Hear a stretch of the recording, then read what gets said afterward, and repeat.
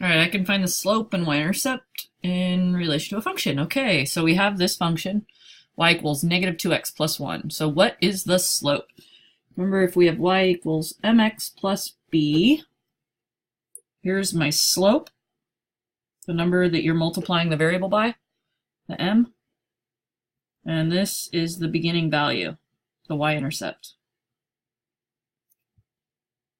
So in this particular function, my slope is negative 2, and my y-intercept is positive 1. So if I'm going to graph, we go to 1 on the y-axis where it intersects the y-axis. There's 1. And my slope is negative 2. So that tells me when we do slope, we write it as a fraction. Remember, negative tells me to go down. I'm going to go down 2 over 1. Down 2 over 1, down 2 over 1. You can just keep going with those dots if you want to create a really super straight line. And then what we need to do is we need to draw a line through it. I do not have a ruler. You're going to want a ruler for the test.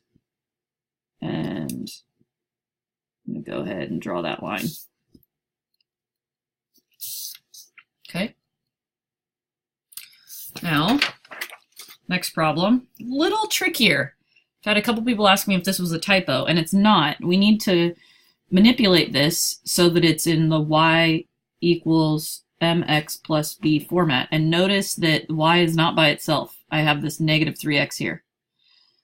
So y minus 3x equals negative 2. I need to eliminate this negative 3x there. So I have to add 3x, right? So then I'm going to need to add 3x over here.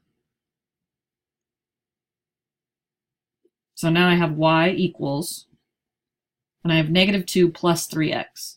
So I'm going to go ahead and rewrite this as 3x, it's a positive 3x, minus 2. Now it's in the form that I can use to graph. So what is the slope? It's 3, right? And if we're going to use it to graph, it's 3 over 1. And what is the y-intercept? It's negative 2.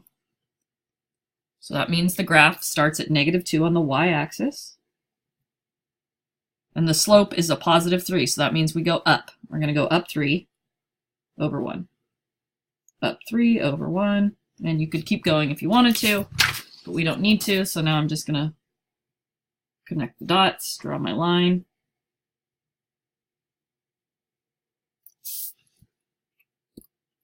And there is my graph.